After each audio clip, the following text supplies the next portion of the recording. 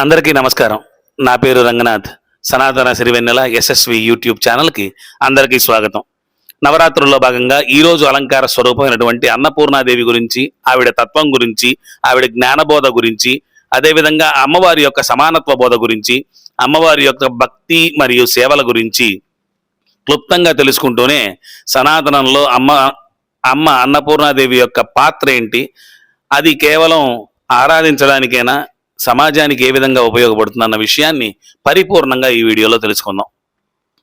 ఇక వీడియోలోకి మొదలెడితే, కైలాసాచలకందరాలయకరీ గౌరీ ఉమాశాంకరీ కౌమారీ నిగమార్ధగోచరకరీ ఓంకార బీజాక్షరీ మోక్షద్వార కవాటపాటనకరీ కాశీపురాధీశ్వరీ భిక్షాందేహి కృపావలంబనకరీ మాతా అన్నపూర్ణేశ్వరీ.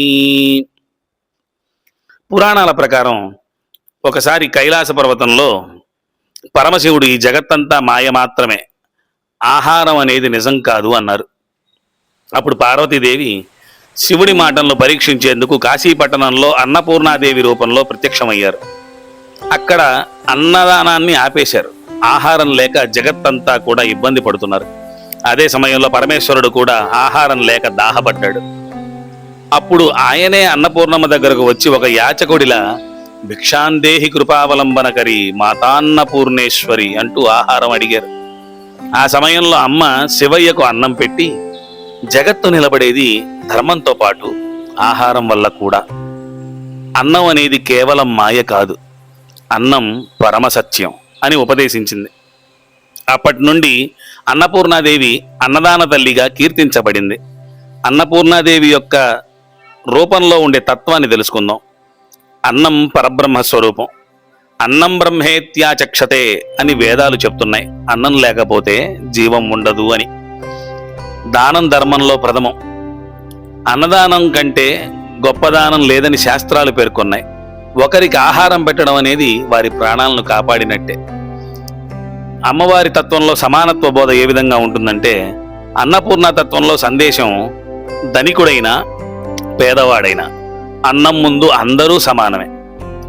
భక్తి మరియు సేవ ఏ విధంగా ఉంటుందంటే, నవరాత్రుల సమయంలో అన్నపూర్ణాదేవిని ఆరాధించడం ద్వారా మనమంతా పూజ ఆస్వాదిస్తూనే ఆకలితో ఉన్న వారి కడుపు నింపగలిగే శక్తి, అదేవిధంగా ఇంకా శక్తి కనుక మీకుంటే అన్నదానాలు చేస్తే అమ్మవారు సంతోషిస్తారు. దానితో పాటు సనాతన ధర్మం సమాన ధర్మంతో వృద్ధి చెందుతుంది.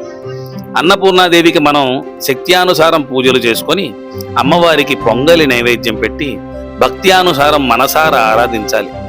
ఈ ఆరాధించడం వెనుక అంతరార్థం, అన్నపూర్ణాదేవి దయ వల్ల ప్రతి ఇంట్లోనూ ప్రతి మనిషి హృదయంలోనూ ఆహారం పంచే గుణం, అదేవిధంగా సేవాభావం, సమానత్వం పెంపొందించడమే.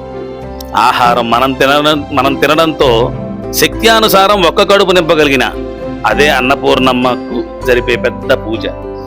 అటువంటి పూజకు అదే పరమార్థం, అటువంటి పరమార్థానికి అదే పరమధర్మం. ఈ ప్రక్రియ సనాతన ధర్మ పరిరక్షణకు మూల స్తంభం. బాగా గుర్తుపెట్టుకోండి, నలుగురి కడుపు నింపగలిగే శక్తి పరమాత్ముడు మనకి ఇవ్వగలిగినప్పుడు నలుగురి కడుపు నింపుదాం. ఒకవేళ మీ ఇంట్లో ఉన్న ముగ్గురికి మాత్రమే మీరు ఆలోచించుకొని వండుకోవాల్సిన పరిస్థితుల్లో ఉంటే, మీతో పాటు మీ భూతబలి, మీ దాంట్లో మిగిలిన కొన్ని మెతుకులు బయట తీసుకొచ్చి వేసి భూతబలికి ఉపయోగపడిన, భూతబలి అన్నప్పుడు దాని ఉద్దేశం మీరు తిన్న వాటిని కొంచెం బయట పెడితే కీటకాలు, పక్షులు ఇలాంటివి ఏమన్నా తింటే అది కూడా మీకు పుణ్యమే.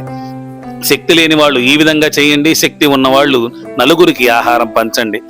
ఆ విధంగా చేయడం వల్ల సనాతన ధర్మం అనేది మన చుట్టుమూగి ఉండడం వల్ల ఎవరి కడుపు ఆకలి దప్పులతో ఉండదు. ఇది అన్నపూర్ణ తత్వం యొక్క పరమార్థం. అందుకే ఒక మాట అన్నాను, ఇది మన సనాతన ధర్మానికి మూల స్తంభం అని. ఆచరిద్దాం, ఆస్వాదిద్దాం. అందరికీ నమస్కారం. మళ్ళీ ఇంకో వీడియోలో మళ్ళీ కలుసుకుందాం.